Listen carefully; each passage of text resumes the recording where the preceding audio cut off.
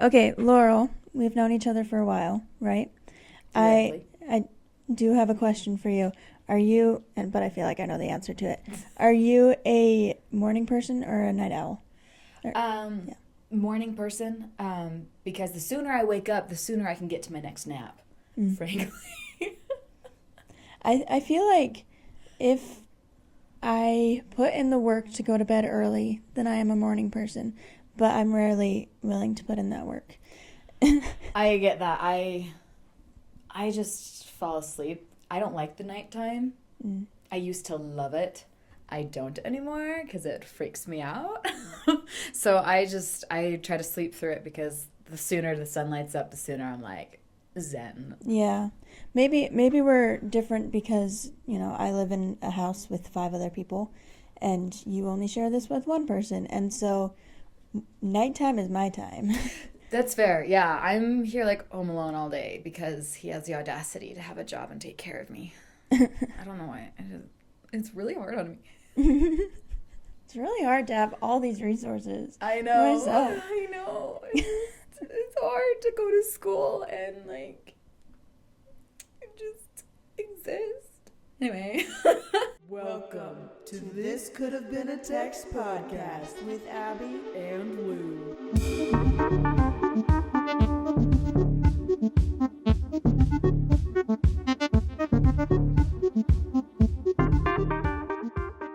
We have known each other for like 6 years, right? Wow, I f- already six? Yeah, but I feel like we've only been like close friends for like 5.5 because I think it really picked up when we started the school year, right? Do Yeah. you agree? Yeah. Okay, because I remember like we went to a church like summer camp thing, and we hung out a little bit, but we didn't really know each other enough to like have those inside jokes. Yeah, I was also, I had to be, 14 at that point, Mhm. right?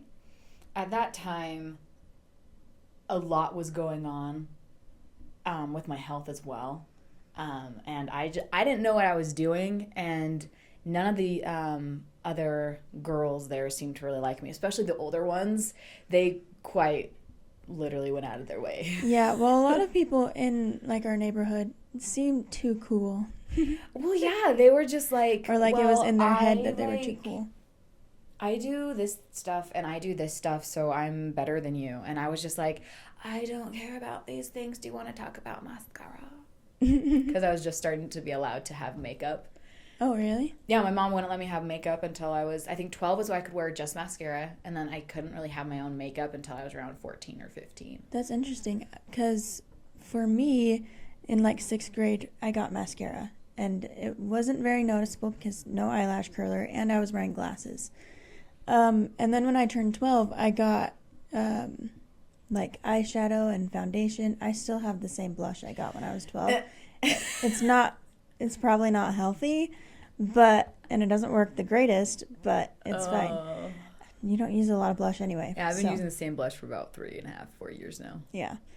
For me, it's been 8. That's a long time. Yeah.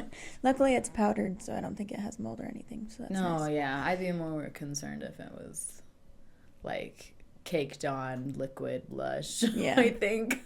Yeah.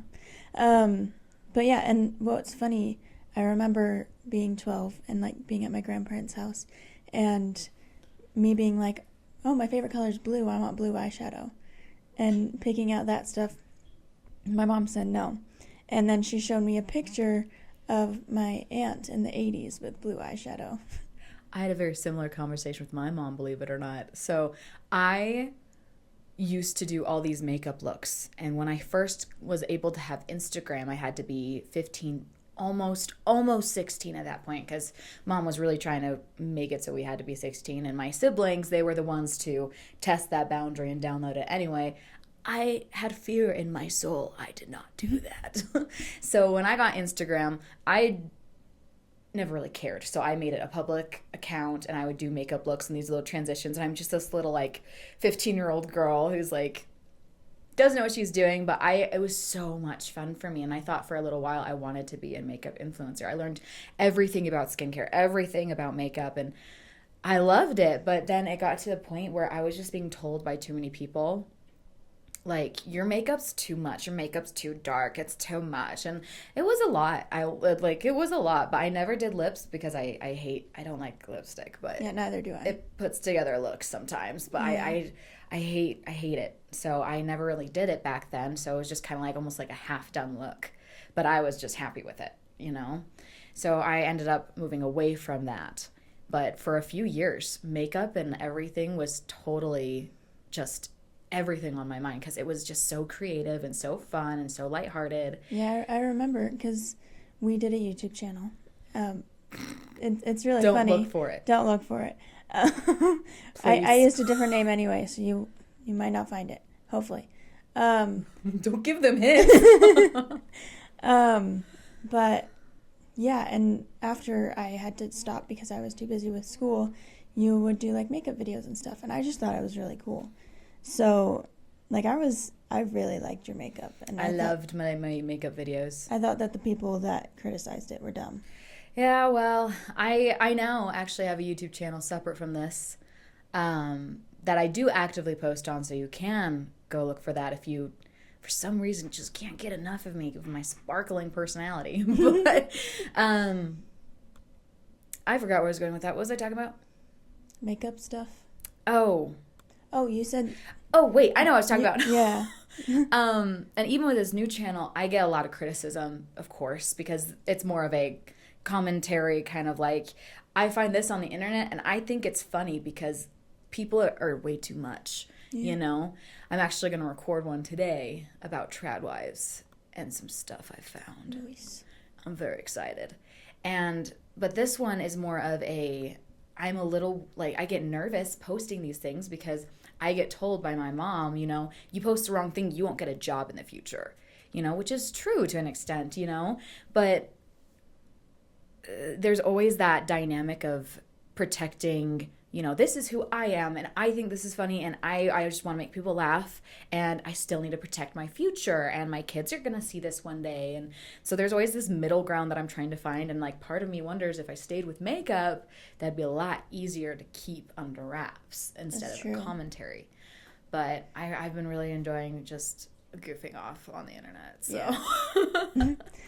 But you were telling a story about your mom and you getting makeup for the first time, weren't you? Yes. So when I first got makeup, I was given the makeup my mom used because she doesn't like a lot of makeup. She likes it to look very natural, very, you know, everything. And if you get up close to my face right now, you'll see this isn't very natural. And so I was just like I found ways to make makeup work with what I had. And that's what was really fun for me is I found ways to make super, super, super dirt cheap makeup. Like the foundation I use, primarily, not this one, is $5, and I still will swear by that foundation. So it's just like it was a very interesting transition for me when I got a job and got to start earning my own money to get my own makeup, and I started getting this collection because I was like, I'm gonna be a little makeup influencer and I'm gonna teach people how to do things. Yeah, I remember you had drawers of makeup, and then in one of the drawers there was a little cup that had Smarties. Yes, I had Smarties stashed everywhere, and there's still some stashed somewhere in this room, and I can't find them. Mm-hmm. Nice surprise for later. Yeah, not much has changed. But yeah, so we met a while ago. She won't let me stop petting her. No, she won't. She'll go under your hand and be like, "Why did you stop petting me?" This, everybody, this is my dog Lady. Like, can barely see her because of your shirt.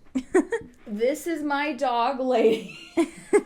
She is my outro for all of my videos, and she is the mascot. Well, one of the mascots of this podcast. The other mascot will be seen at a later time. Hopefully. I have a dog as well. His name is Arlo. But he is a lot bigger than Lady. One might say that. He's like 12 times bigger. He's a medium-sized golden doodle. But we are both in school. We are both in school, and I have classes right after we record, so I cannot bring him around very often. But I will put a picture of him on this video so y'all can see him. He's adorable, but he thinks he's way smaller than he is. Once I was babysitting him, he's scared to go up some stairs. So you have to carry this like 60-pound dog, how, 40, 50? He's 50. He loves to be carried like a baby. Yeah, you carry him. And I got him to finally like learn how to go up the stairs, you know. So he was doing good. So I don't know if he's still remember it. We'll have to see. But he was able to go up the stairs. But you at first have to pick up this 50-pound dog and just like, how do I get you up the stairs? And it's only like a half flight of stairs to get into my apartment. But it was just, he's a funny dog. Yeah. Oh, funny story. We were in the car yesterday heading to go drop off my grandparents' car.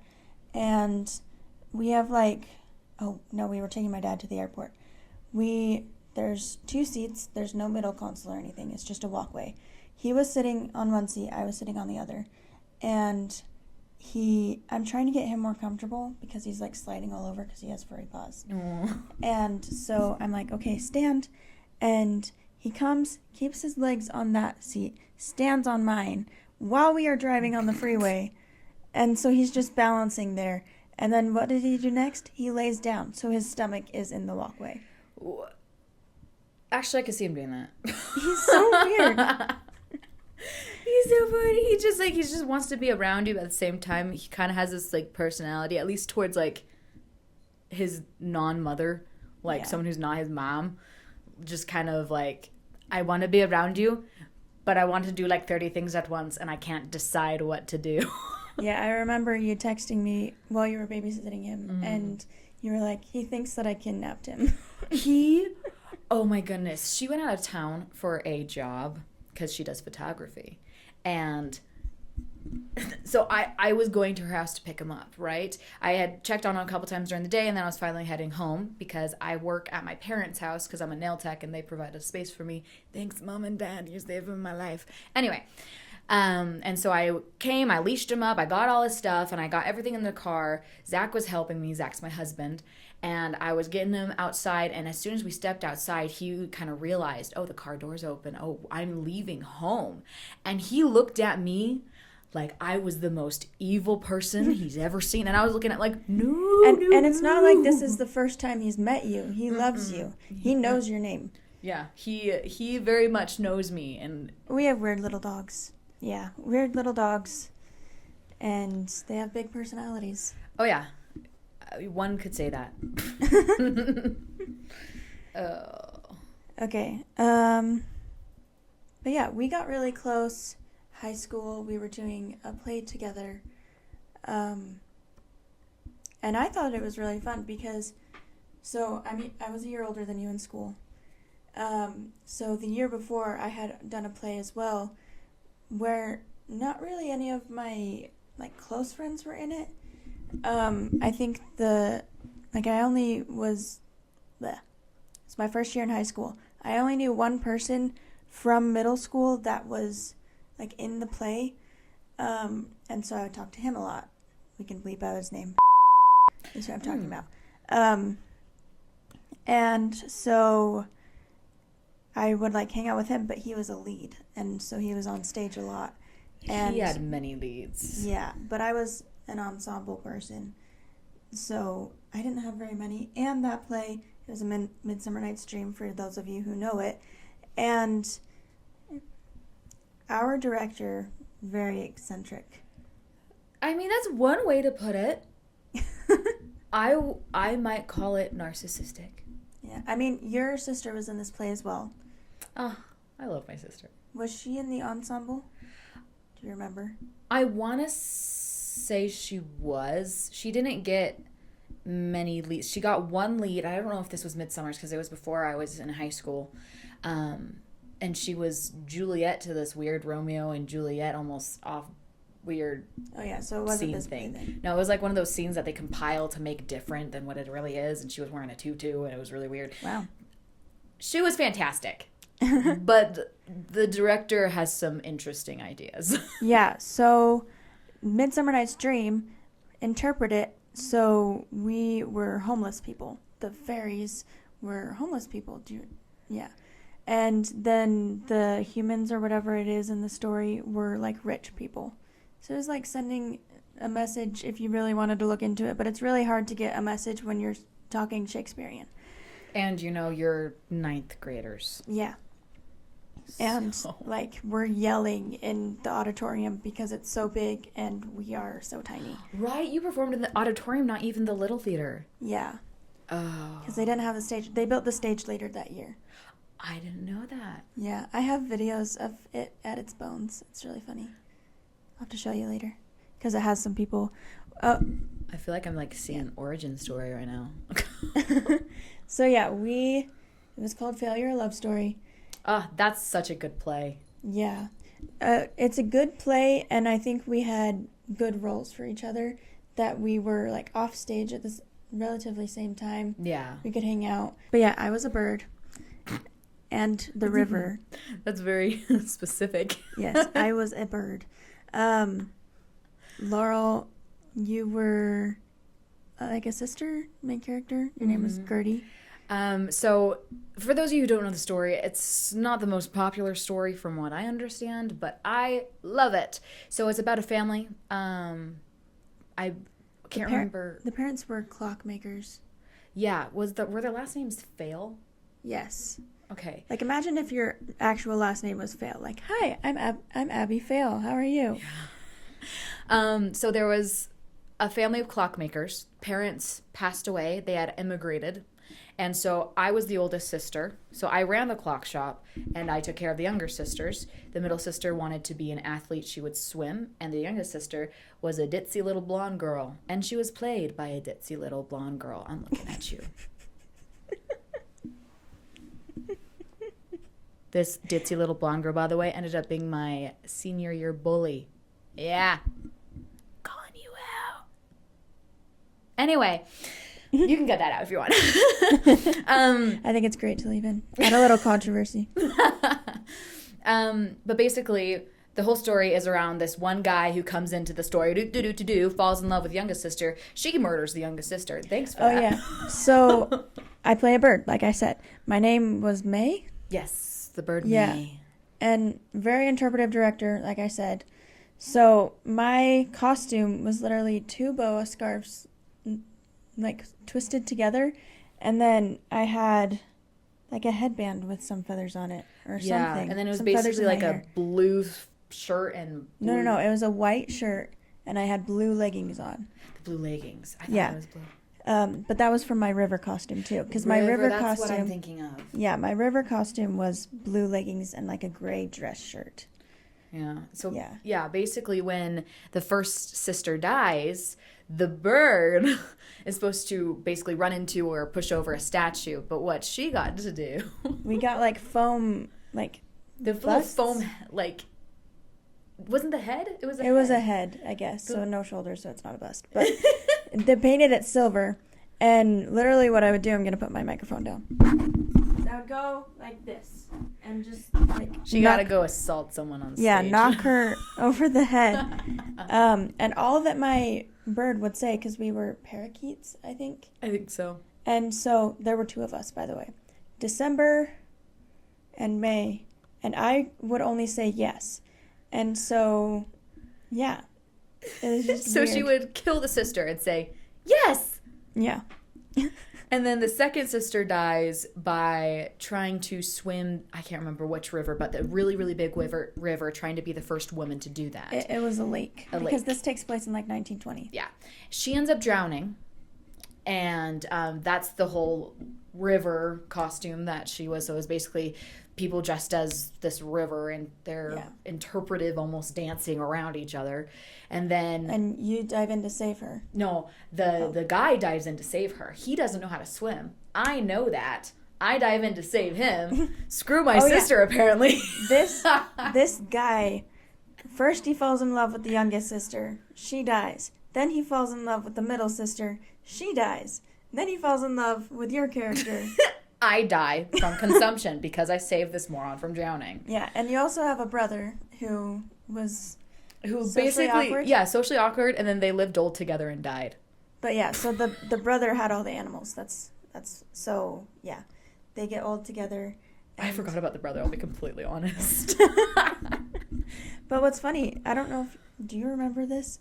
The end scene, the main character is like giving this monologue, and then it's like he just basically goes off stage and dies, basically? Yes. So it's basically his outro, like, this was my life, you know, I've seen love lost and gone, and I've had it, you know, all of this stuff. How do you remember this? Oh, I connected with that character so much because growing up, if you come to my house or know me at all, I love, ever since I was a little kid, anything clocks. I would have clock necklaces, anything clocks, and apparently duckies as well. So to get randomly somehow chosen to go into this role as a ninth grader, you know, and this was the 9th and 10th grade play, so you would have a chance to actually have a role because, you know, they're going to give the seniors the big leads in the plays and stuff. But to have this opportunity to play a role that was so connected to me, she was kind of almost cold because she was so focused on things, and that's kind of how I lived my life. Cause yeah, and it seemed like she was cold because she's been like betrayed so many times, kind of like she has all this responsibility, so she doesn't have time to. Yeah, she's like, I don't have time to talk to you because you think my sister's cute or whatever. I don't care. Back off. And that's kind of how I lived my life. Like, I never liked guys growing up. I didn't really interact much. Like, I had like some best friends that were guys, and I had no interest. Yeah. And so I connected to her in that way. But as you know, that was kind of the same time as the changing point where that started to change, and I started to like guys, and, you know, all this stuff. Which happens in the play too, because he's with you when you die. Yes. And at the end, when he passes away, he gives his monologue of, like, you know, this was my life. And there's a song he continues to sing over the entire play, so it becomes nostalgic. Yeah, that's another thing. There was a character, the gramophone, and his only job was to sing the same song over and over again. Do you remember this? Was that? Yeah. Yes, I remember this. And so basically that song at the end turns into this very nostalgic thing. And the sisters get to walk on stage to welcome him to the afterlife. And guess who takes him there? That's right. I won. Spiteful sister wins all. So yeah, this play, it's basically just a way to get 9th and 10th graders involved in the theater process. So they try, like, if you audition, you get in. And so normally there's a big ensemble. Yeah. They try to do plays that have a lot of leads. Mm-hmm. And get them basically excited for when they're a senior and have a chance to have a bigger role. Which never happened for either of us. No, because, I quit before my senior year because the director has issues and there's problems there. But yeah, and then I was the only one in my homecoming group who didn't get cast as a lead. And what's funny is we were on our homecoming date when the cast list was released. Yeah, really dumb. No, it was very much, he would say, you know, this is to get you excited, you know, so when you're a senior and you get a big role, you're like, woohoo. And I don't pick favorites. And he didn't pick favorites, but the same 3 people got leads the entire time, even if they were sorry but not sorry terrible. Yeah. I didn't pay attention enough to care. But no, like, there were some people who they were so nice in the beginning, but as soon as they started getting these leads, getting into the theater, theater council? Yeah. Oh, okay. Ugh. So, by my senior year, we had a theater council. I guess they had it all the time, but theater council, basically in charge of, like, planning activities for theater club, being just leaders. It's more of trying to get the people more involved, so it's not so like, oh, here are the 9th graders, they're not going to get anything because us seniors are so big and good. But it turned into that because the director would hype up these people and they would think that they're these gods of theater. And you're like, girl, you're in 11th grade in a random high school. You're fine. So I was the historian the first time it had ever been created, which, another sidetrack. So I created a yearbook. And oh, it was awesome. Thank you. And it was a lot cheaper than the regular one. So I got that one, I think, over the other one. Yeah. But what's funny, so first of all, I found out that's the only reason why I got onto theater council, because he knew I could make a yearbook. No. Second of all, I had connections with a printing company, so I was able to print it for very cheap. I had connections with like the vice president or whatever after high school. I worked with him for a little bit, and Who was the president at that point?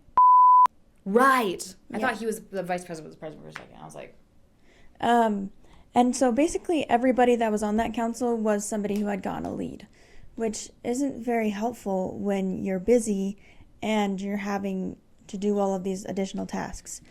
And you are like stuck up, I guess, because you have all these leads. And so you don't connect with the people that are your ensemble, which are the biggest part of the play. yeah. Yeah. So since she was a year ahead of me, I was going to try to do it my senior year. And this was kind of the thing that broke the camel's back for me was I was like, I truly want this to be a better place. My brother was coming into theater. I wanted him to have a good time. He didn't have a good time. So I think part of it was my fault because I'm kind of opinionated, and he says it's not my fault, but I basically took no crap, especially after my first 2 years of high school where I was kind of pushed around a bit by people I thought were friends. Do you remember Pippin? And yeah, they're just people who just I learned very quickly on I'm not gonna take it, and so I never became one of the favorites. You know, I was even told by the director. I think I was in 9th grade. I was told by the director because he asked one day, if you want to do MDT in college, come talk to me and we can start talking about things you should try to prepare for. And I was like, that might be fun. I know I have a couple of years, but so I went up and talked to him. I'm like, I think that'd be fun to do. Yeah. And I remember I was right behind, you have to blur the name. I was right behind, just talked to him. And so I was like, oh, I'll ask next, no big deal. And to my face, a little 9th grader who had been doing theater since she was like 6, no professional training, just for fun. He told me I wouldn't count on it because you can't dance, you can barely sing, and the only thing you have going for you is your speaking voice. What the heck? To my face. That's dumb. I was in 9th grade. I was in MDT, and at that time, he didn't allow 9th graders in MDT, but I was one of 3 that had made it. I think the only reason I made it is because my sister was so kind and sweet and everything. Then they're like, oh, yeah, she's kind of like Sophie, but not. But yeah, he said something similar to that to my sister. Your To my sister. Hannah, right? Yeah. We were talking about something before. Oh yeah, theater council. So I was the only one on that theater council who didn't have a lead and who was really pushing for, we need to get more people involved. We need to do something that doesn't just involve the people who are popular. Yeah. And can I say it was so frustrating to watch as someone who couldn't help, who couldn't do anything. And even my boyfriend at the time was in theater council. He made it worse. Yeah. Somehow he had the skill, the absolute, if I say he has any skill, it's the skill to make things worse. For sure. Because he would say things that would agree with Abby, but then he would do the complete opposite. He didn't do much work. No. No. He would forget, or he would just be like, oh, haha. And he was convinced all these times that he was going to get these leads because he's just better than everyone. He would tell me, he's like, the only person I have to worry about is like or something, but he's going to get this other role. And I was just looking at him like, okay. And I would support him because I was his girlfriend, but now I'm not his girlfriend and I have some vendettas to say. Like, he had no shot. Yeah. Like, and that was high school and you had no shot, dude. His only thing was he could sing really low. And we did SpongeBob my senior year. SpongeBob the musical. I was the mayor. I got to yell at people. Then the mayor of Utah came up to me. Wait, really? That's funny. But yeah, I think my favorite part of you being the mayor is I made this little pamphlet that you had to look at, and you had to like try so hard not to break because I tried to like sneak in little things in there. Yes, I remember that. So I would go up on stage and like basically I didn't have a lot of lines. It was a very, very small character. But I was happy I had a character. But anyway, but Abby made the pamphlet because she was, again, very creative. I'm pointing at my jeans, you can see it right now. The whole point of it was like the world is ending, so they're supposed to get like a pod or something to take them to space. And so I made a pamphlet that sold those. Yeah. And it was basically like, I'm trying to sell this to people like, oh, we're going to be just fine, you know? And something had clicked where I was able to actually act it correctly. Like I was just saying lines before, but something clicked because I was so frustrated at the director that I was just like, I give up, because I thought I was trying. And then I started to project and just basically act like a snot. And that's exactly what he wanted. I'm like, couldn't you have just said, act like a snot Republican like person? Like that would have been a lot easier than just feel the lines. Pod to save us from everything. Yeah. Anyway, but she would give me this pamphlet and she would just write these things to make me laugh. And so I'm trying not to look at it while looking at it. I have pictures. I want the You picture. keep talking and I can look it up. No, but it was, and they're supposed to, oh my gosh. Okay. This is the same musical. And during one of the songs, I was supposed to like sing this background, like belty thing. I did not do it like I was supposed to. It's high school. Yeah. But the reason, this is so bad, but the reason I wasn't able to was when we were practicing, we were still in rehearsals, about halfway through rehearsals, through like time of beginning to the start of the show, and no one had worked with me on it, and I was super confused. Like, am I even supposed to sing it? I don't want to sing if I'm not supposed to, and I don't want to embarrass myself because these people don't let me not hear it. You know, they always make you hear it. And so this one guy, he turns around and he points at me, "You're not doing your part." What the heck? No, he did that. Do you want to know why I don't like him? No, I have a lot of problems with him too. But he did that. He was like, "You're not doing your part. Learn it." And I just looked at him and I was like, oh yeah, no. No. Especially because no teacher was helping me. There's 2 teachers on this play. No one was helping me. I even asked for help. No one would. And so I was just like, so when it came down to the actual show, I would just do the high note and down because I didn't know the notes before that, but I did know the high note. So it was just like, but I just, at that point, that's when I kind of just gave up. I was just like, these people just don't like me. And I'm like trying so hard to learn. Yeah. Oh. Okay, so I found the pictures. And it said, I can put the pictures up on here so people can see them too. Escape Pod Catalog. And it says at the bottom, buy escapepodsrs.com. And then it says, voted best of 10 years for the 7 Cs, which is part of the script. And then there's like, are you in a pinch? Is a volcano near your home going to erupt tomorrow and you need an escape pod? We've got you covered. And then there's like pictures that I put in there. 2-for-1 special, November 11th through November 22nd. It's all very much laced with the lines. Yeah. And then for like model numbers, there was model number H4H4, and then I spelled Laurel's name. And then there was one where I made it look like it said hello there. All I could see when I read that was, hello there. And then there was one that said too good for you. And then there were prices, and it said expensive, really expensive, too expensive, way too expensive, and then the too good for you one said, you can't even begin to understand how expensive this one is. Oh. And then there was, it says, meet our founder, and it says, Dr. William J. Fisher. He's a renowned engineer. He started Escape Pods RS because he started to notice how many towns were being destroyed by volcanoes.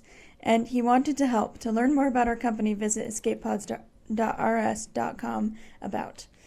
So, yeah. Oh, it was always fun because when we did these plays, there'd be little things like that would make you smile, you know? Yeah. And here's the thing. With that play, I was like in the theater council. I was the only one in the ensemble. So there were 4 different ensembles. Mine was the Orange Ensemble.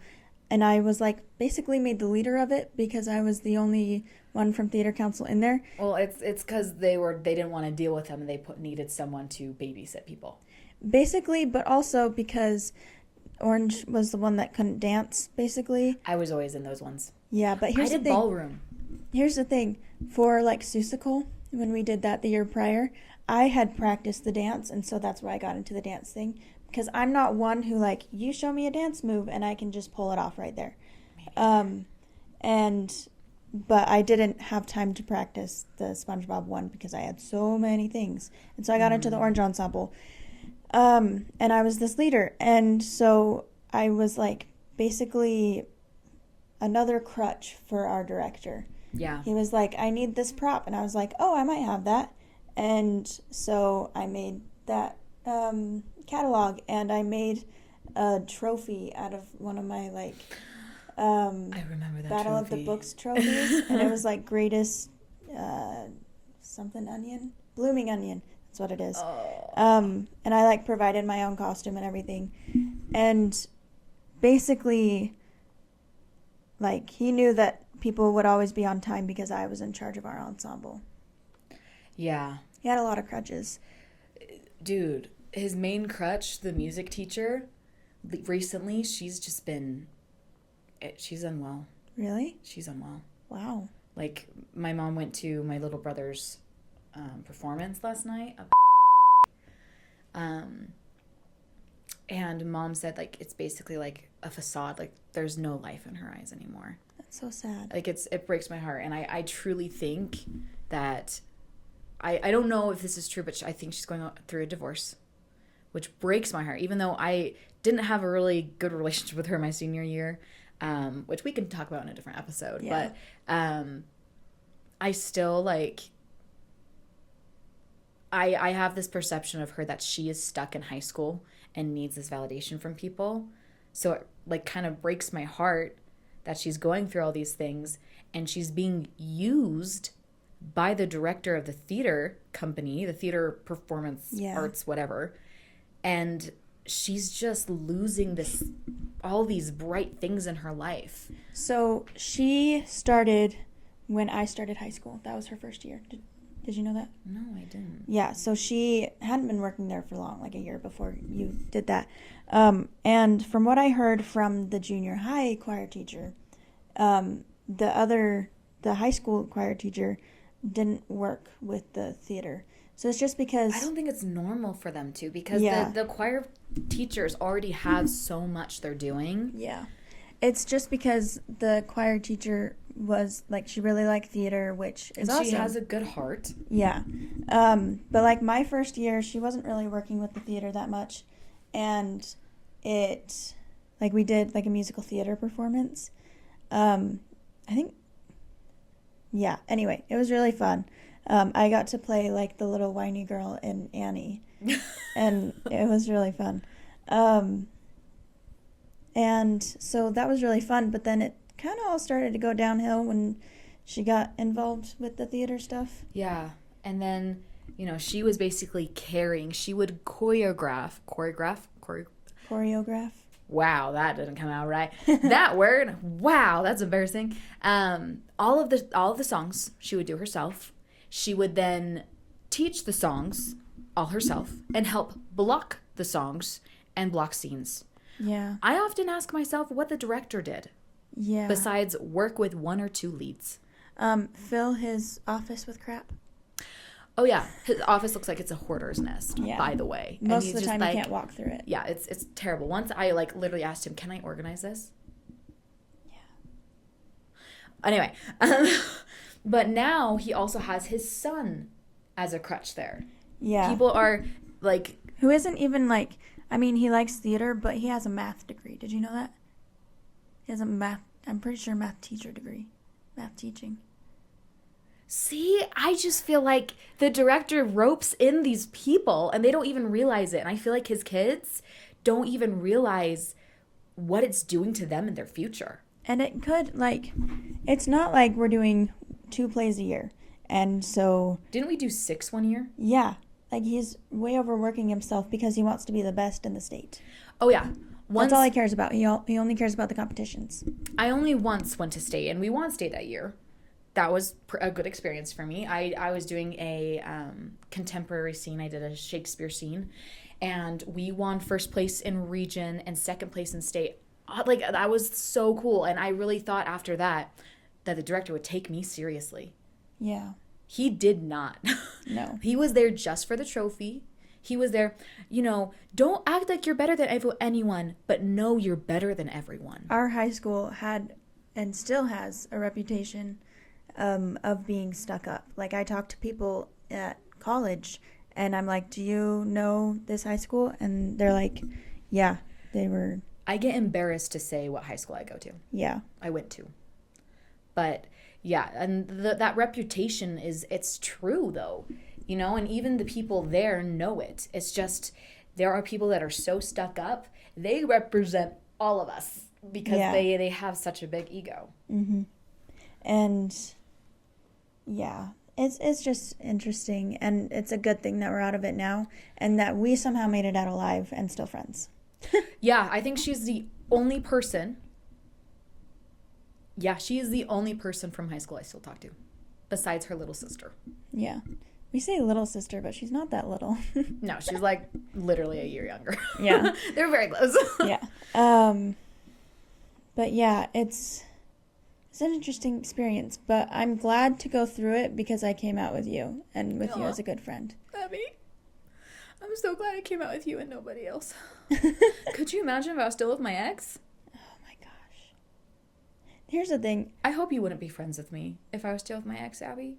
I truly, you don't deserve that. Well, that's kind of honestly why I distanced myself a little bit senior year. I know. Okay. I know exactly why, and I do not blame you. Okay. Because I was kind of forced to do the same thing. Like, I didn't even realize, and then all of a sudden I look around and I'm like, I don't have any friends. And I know exactly why. Yeah, I remember like being at Shakespeare and kind of having to make a new friend. That was horrible. Oh, Her ex was not great. And here's the thing.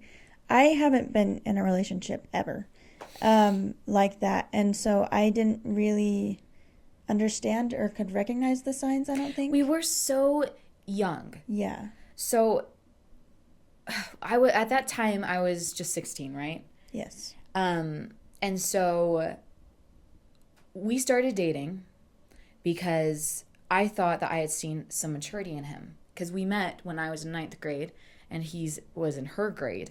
And he was way too much. And I was like, okay, just don't talk to me until I'm 16, basically. He's exactly a year older than you. Mm-hmm. Yes. Which is awful. Yeah.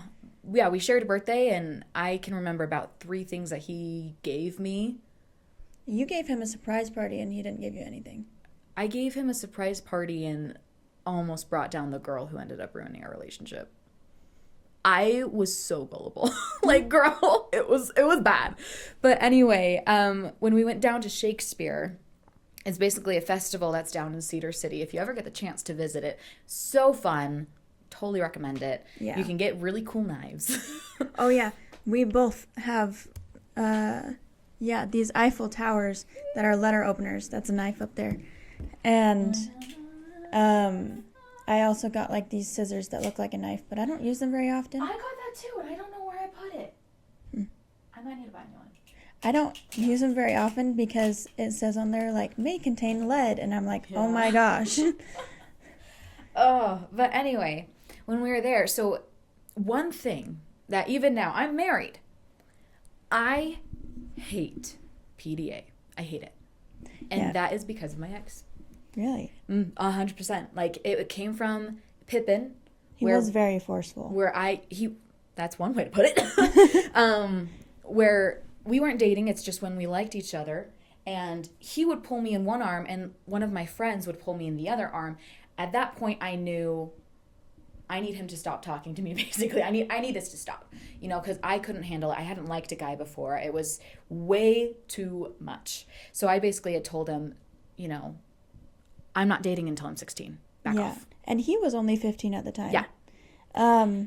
But he, like, I remember you were, like, having a rough time or something, or I was doing your hair because I did a lot of your hair for Pippin. Oh, she made these little flowers on bobby pins and put them in my hair, and I looked so cute, and I loved them. But we were doing something, and he, like, laid on your lap, and I could tell you weren't comfortable with that. Yeah, no, and, like, even after I told him Pippin had ended, and I told him, hey, I'm not dating till I'm 16. You know, I didn't know how to let someone down, so I try to say it the nicest way possible. I don't think he got the message because we would sit in MDT, or at that time was MTP, I think, musical theater performance. Yeah. And I had these really cute pleated pants. Oh, and he would just play with them. Yeah, and he would play with the pleated pants, and they were on my middle thigh on the front, and he would play with them in class. And I remember, like, kind of brushing his hands to the side, you know, just like, I told you no. And then COVID hit. Yeah. And when COVID hit, my cousin passed away. And he thought it was appropriate to text me. And I remember texting a group chat that we were all in, our little friend group, and just kind of letting people know, because I didn't know how to ask for help and I didn't really know what to do. I didn't know what was appropriate, but I needed them to at least know that if I was grumpy or if I was anything that there's a reason. He decided to text me 2 days after the funeral of my cousin to say that one of my other friends missed me. Which one? So he had problems with her too. He had gone and sat with and comforted her because she missed me when my cousin died. And he didn't text me. So dumb. Like, I dated him after that, by the way. That's really embarrassing. We were young. But... And, like, people at our high school, like, there weren't good guys. There weren't. And you... But you still felt the pressure to get in a relationship. Oh, I'm going to confess something. Okay. You can't judge me. Because okay. When we were in Failure, that's when I met my ex-boyfriend. When we were in Failure, I had a crush on not really? And so I thought cute. You know, he's cute. Smells bad. Zoom in on that eye roll, please. But he's cute. And but I really like please blur out the names though. Yeah. But like he was the main lead. He was one of the main leads. Yeah. And when he would sing, I liked his voice. He was very fit. He was so nice. Yeah. We ended up going on a date later on. We could talk about it. You had a great date, but my date was... It was an interesting day for sure. But no, I just remember when he had told me that, when told me that he liked me, I was just kind of like, sure. Yeah, I had that once too. Yeah, that's exactly what it was. It was just basically this like, I mean, sure. Like it's really hard to turn somebody down for that and to just make them feel bad. Yeah, and you don't know what's going to come of it. Yeah. Like it's completely like this. I had no idea how that would change my life.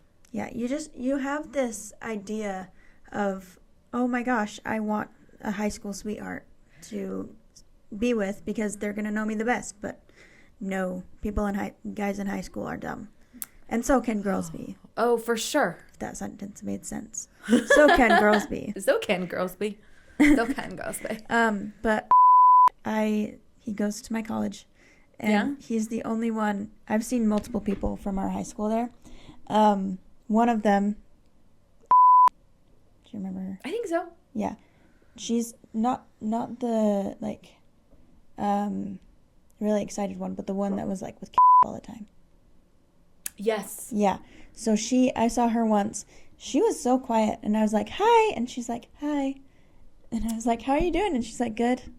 And I was like, okay, bye. Awkward. And so I see her around, but I don't, like, really say hi to her anymore, because I was like, well, she didn't really seem interested before, so whatever. And then I see, and he's, like, so excited to talk to me. He went to the wrong building, so that's why we got talking. And then he, like, excitedly waves to me every time we, like, make eye contact. Aww. And I'm like, thank you. Like, he's genuinely a good guy, you know? Like, and we're talking about the guy who was the main lead, not my ex, because we're blurring out names. Yeah. But he was generally, like, a nice guy, you know? Like, we all had our little bit of awkward, but he was just nice to everybody. Yeah, he didn't start out in theater. Did you know that? Yeah. I had to convince him to do theater. Wasn't he in, like, football or something? No, he just... That was wrong. Yeah. He wasn't really interested in it. I think his siblings had done it. And so his siblings were in theater. And so knew, like, this is a good family. This family has good things. He was basically given that lead in Failure. Didn't have to audition. Well, to be honest, he was really talented. He was really good. I think him and the other lead for the same role, because it was double casted. Yeah. I think they were probably the most talented ones there. Yeah. As much as I hate to admit it, because the other lead kind of bothered me, but no. The other lead, Talent. he's actually like become pretty involved in theater in this. Oh yeah, he has continued to grow his talent, and that's admirable. And he doesn't do it while putting other people down, which is something that maybe some people who did theater in our high school might have learned, but he seemed to get over it. And he recognized sophomore year he was not a good person. Like, he told me that. Did you know that? Did I tell you? That makes me feel good, because he wasn't the kindest to me that year. Yeah. Well, and even like that year, remember we did on Wednesdays we wear pink shirts, and he wanted to upcharge our friends. To make a profit. To make a profit. And it was just supposed to be this, like, inside joke thing. Yeah, and I was actively fighting against him, which he was not used to, because I was that quiet kid in the corner. That's how I always describe myself. Oh, it's been so fun to watch her go from quiet girl in the corner to her coming up to me. We should do a podcast. And well, I'm kind of curious to see how other people like view this and be like, oh my gosh, I didn't know that about her. I think people are gonna look at this and think I'm a rude person because I'm being quite blunt, and I think they're gonna be like, why is Abby still friends with her? And I'm gonna be like, I'm sad. So I'm a little nervous. It's because you're blunt for both of us, and you've taught me that. I was saying something. What was I saying? You're talking about the pink shirts. Oh, yeah, pink shirts. First time I had ever, like, vocally said, I don't want to do this. And even that year... Ah, the growth. That year, he told me, or I was talking and I said no, and he goes, I've never heard you say no before. Well, fight me, I'll do it again. Yeah. And then, like, 2 or 3 years later, he acknowledged that he wasn't great, which was very big of him. And that's big of anyone, I think, especially in high school, to be able to have a self-awareness enough to be like, yeah, I was kind of mean back then. Yeah. You know, like, I was very gullible back then, and I don't blame you or my other friends for taking a step back. I didn't even know what was happening, but I knew I was uncomfortable. I didn't know it was okay to be uncomfortable with it, though. Yeah. And it wasn't the first time I had dealt with, a friend getting in a relationship and then putting too much on that relationship. Mm-hmm. We both know who I'm talking about, and we both don't like her. I believe I know exactly what you're talking about. Yes. Okay. That was just fun. We have. I'm so glad that we see the same way about people like that. Well, I think it's because we have a lot of the same values, and we've seen each other go through a few things. Like, I'm gonna be flat honest with you right now. I think when you get into your first, like, serious relationship, because you dated around, and gone on dates and stuff. Yeah. But when you get in your first serious relationship, I think you're going to have a similar experience to what I did, where you're going to be like, you just want to text him all the time. And don't be afraid of that. I'm telling you that now. It's completely normal. But also, I would give you word of warning when you're uncomfortable to listen to it, because that's the difference. Yeah. But I think once you have that first, relationship, every relationship, whenever you have it, you're going to have that where you're really excited when they text you.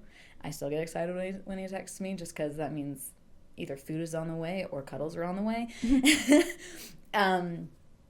But yeah, so I'm very curious to see how that's going to develop when... I think I'm most curious about seeing how, like, I relax a little bit, I guess, is what I think of. Because I am not a touchy person, because I haven't experienced that. And so when I went on a date with... and he touched my thigh and my arm and was weird and, like, commented on my body, I was like, that's, like, I'm uncomfortable right now.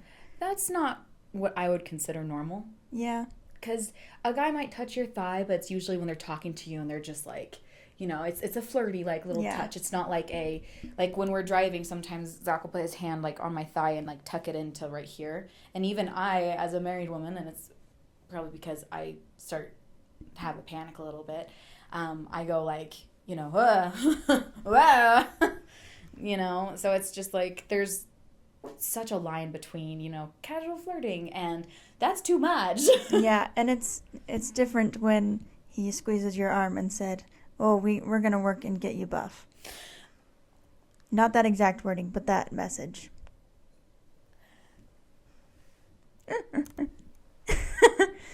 Oh my gosh. And that's why I've quit online dating. Oh my gosh.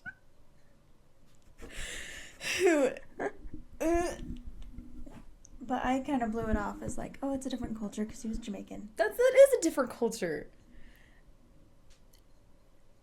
But I don't know if this is politically correct, but he's in America right now. It's not. You gotta read the room still. No matter where you are, read the room. Yeah. I mean, that was just one of the things I was uncomfortable with. But, yeah. We've been going for about an hour. Isn't that crazy? I can't. We're gonna get you buff, Abby. If someone said that to me, I'd be like, "Do you want me to test how buff I am right now? Because I can give you one." Yeah. Just kidding. I don't think I could ever actually hit somebody. I don't know. I think if you got worked up enough, you might be able to. Just to give everyone a heads up for our podcast. I think when we first post these, we're going to post 2 just to get you guys started so you can binge a little bit. And then on Mondays, we'll post another, just chatting with us, catching up. And then Wednesdays, we're going to try to do, a little bit of a game. We'll do some Am I the A-hole, but Am I the poop snoop? Am I the pooper snoopers? Yeah. And then we have some games that we've come up with or that are from some of my favorite podcasts. Do you listen to podcasts a lot? I know I listen to a lot. I listen to more of YouTube videos that are kind of podcasts, so on and off. I've been really watching a lot of Michelle McDaniel right now, and if by some way of God you were watching this, I love you. I love you. And I consider us friends. And if you hate me, that's mighty unfortunate. Anyway. But yeah, I listen to 6 different podcasts. And because I'd rather, I don't know, I'm doing a lot of things a lot of times. And so I can't watch things. Yeah, I listen to a lot. I also listen to 2 Hot Takes. And I listen to, there's this new YouTuber who I've been listening to. She's grown quite a lot in the last bit, but listen to new YouTubers. I'm not just saying that because we're new YouTubers, but the algorithm has changed and they're pushing out lower viewed content and they're pushing out new YouTubers. So if you find someone you like, don't look at their subscriber count and just follow them. I feel like there's going to be a new wave of influencers that are going to start replacing the ones that are burning out. Yeah. So we'll have a lot of fun stuff for you guys. Make sure to follow along. We will be on podcasts, anywhere you get your podcasts. We'll also be on YouTube. Make sure to subscribe. Leave us a review. We will read the reviews that you have, and we'll shout you out. So it'll be fun. Only if you're nice, though. Yeah, 5-star reviews only. And if you're going to make it mean, at least make it creative. Oh, yeah. Yeah. Okay. Well, we will see you guys next time.